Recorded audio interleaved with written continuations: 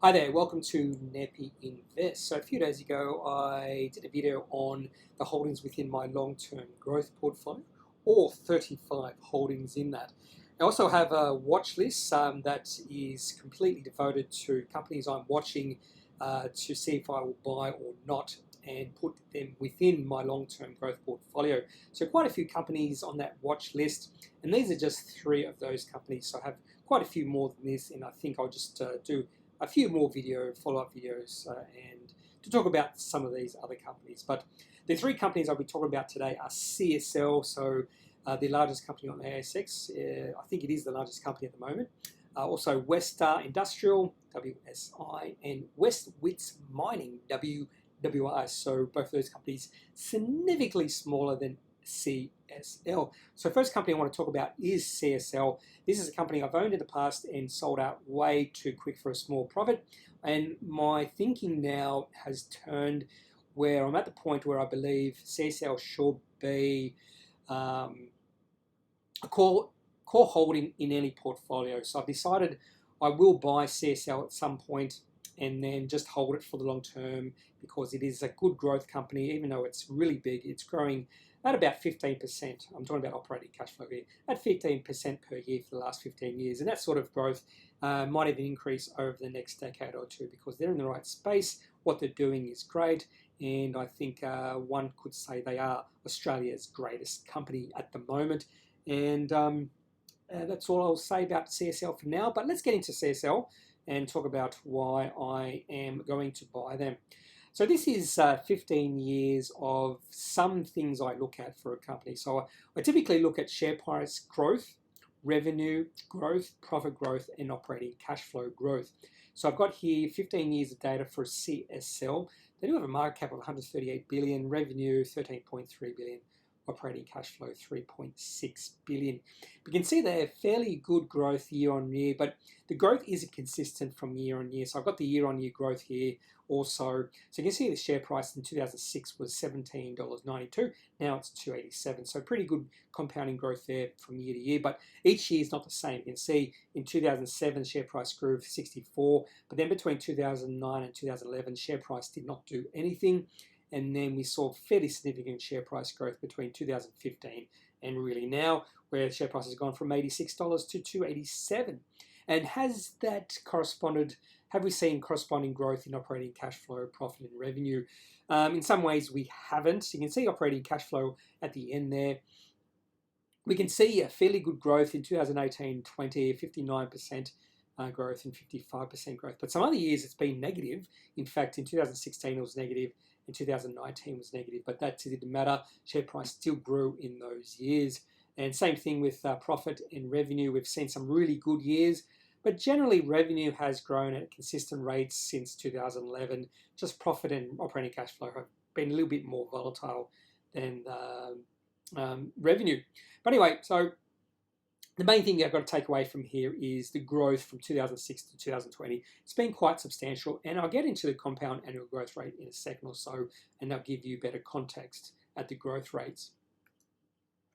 So what I've done is just charted the growth here, and what I'm looking for here is exponential growth.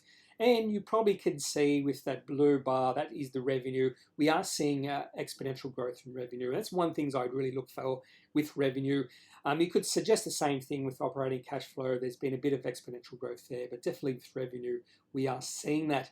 And what I've got on the top right there is the compound annual growth rate, 5, 10, and 15 years for revenue, profit, and operating cash flow and share price. The main thing I want here is to see operating cash flow growth and share price growth be fairly consistent with each other. I'd like to see them mirror each other, or in the best case scenario, I'd like to see operating cash flow grow more substantially than share price growth, which would mean going forward we have better chance to see share price growth. In CSL's case, we are seeing share price growth exceeding operating cash flow growth, which suggests that the market is putting in a bit of premium for CSL, which is understandable.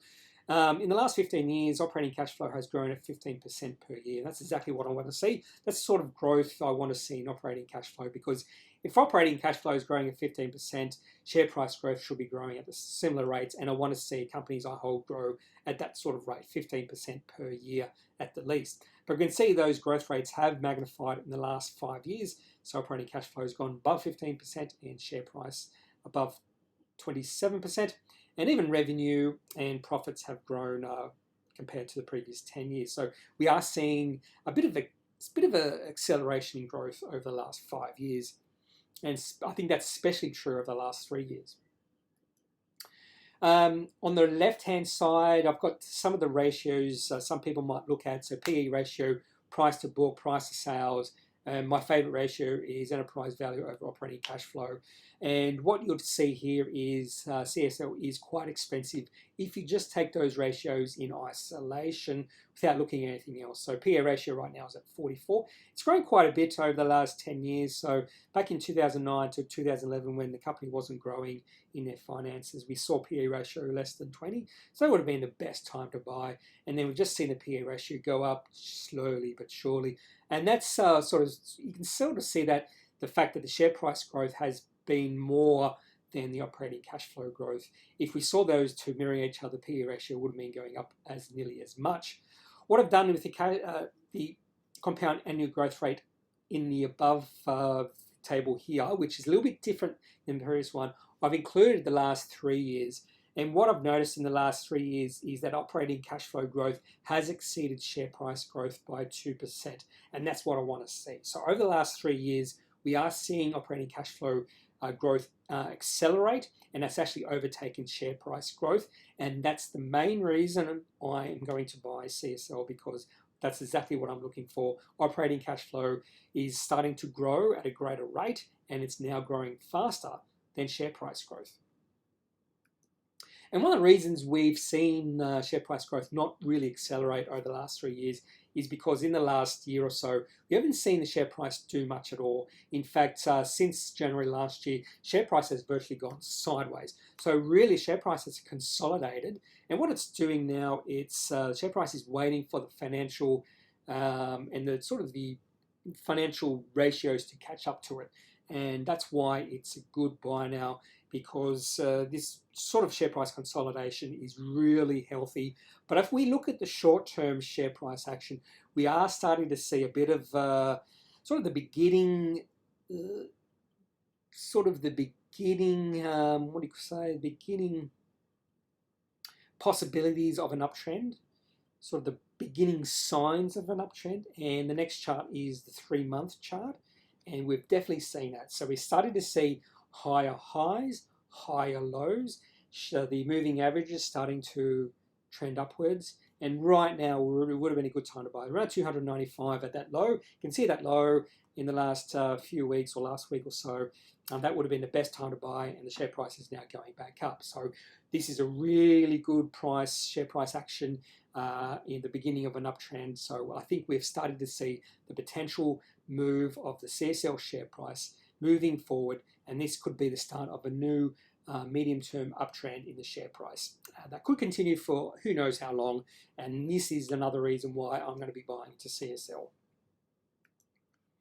The next company I'm looking at is Wits Mining, and the main reason I've put this on my watch list is what happened in the middle of October. They released an announcement which was their resource grew by 700,000 ounces to 4.37 million, and the market reacted really positively to that.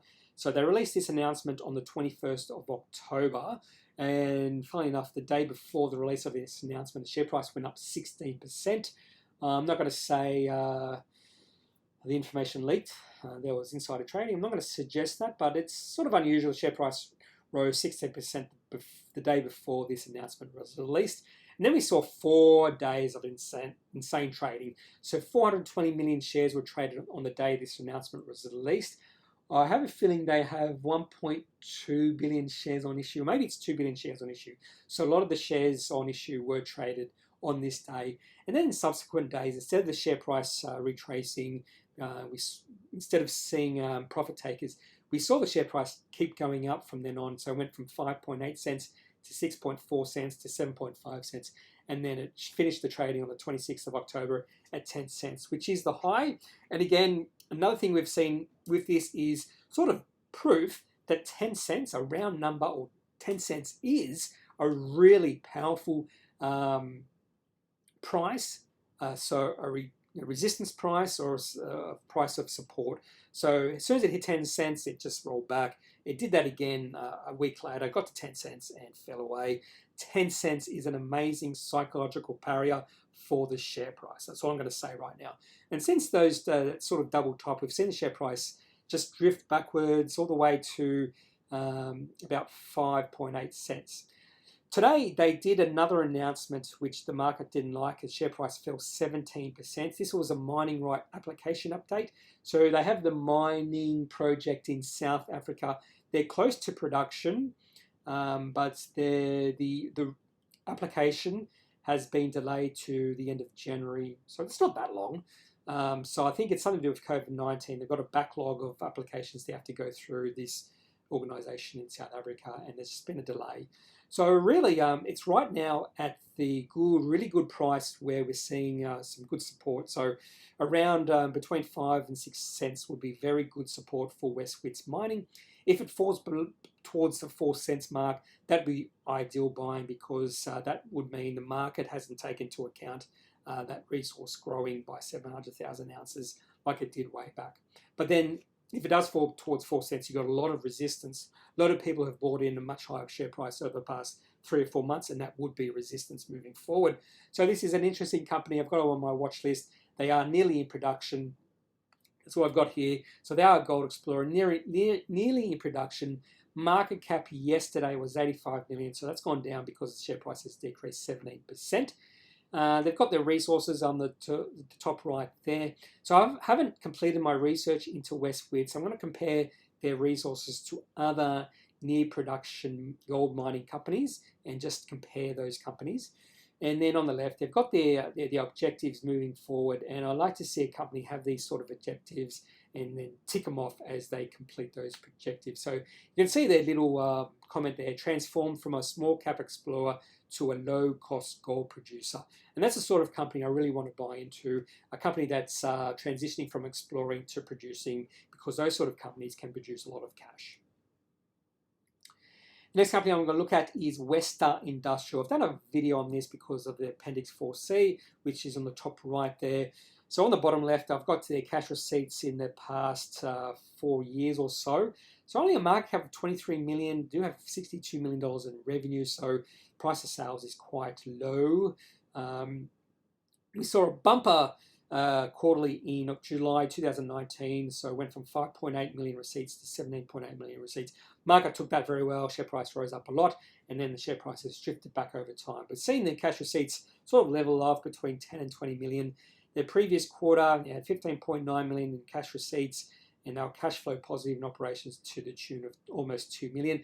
Market wasn't that excited about that. So what I'm going to do with Weststar is just keep it on my watch list and see how they do through the next few quarters. What I want to see is persistent cash flow positiveness from this company moving forward. So this is their chart. You can see the share price is in an uptrend. You can see the share price just consolidating over the past month or so at around 2.3, say 2.1 to 2.4 cents. I haven't had any news since the last quarterly report, so I'm willing to be patient. I'm just going to wait for the next quarterly that's going to be released in just over a month or so and just see how they do. And I just want to see them become consistently cash flow positive, because that would mean the company is viable for the long term. So that's all I've got on 3 companies that are on my watch list. So CSL, I'm going to be buying that company if I already haven't. And the other 2 companies, Wits and Weststar, are on my watch list. I'm just going to see how they do in the future. I'm going to be patient. There's no rushing buying. Although Wits share price, because of the price action today, has becoming more exciting to buy. So there's that too. So there's a possibility I'll buy into Wits. Only a small possibility at this point in time. So if you have any questions, just lay them in the comments and I'll answer them eventually. Might take me a few days to answer any questions you have, but I'll eventually try to answer all of them. Otherwise, I'm not a professional advisor, so if you do need professional advice for your own financial circumstances, make sure you seek out someone who is qualified and can answer any questions you had about your own financial circumstances. That's all for this video. Have a good day. Bye.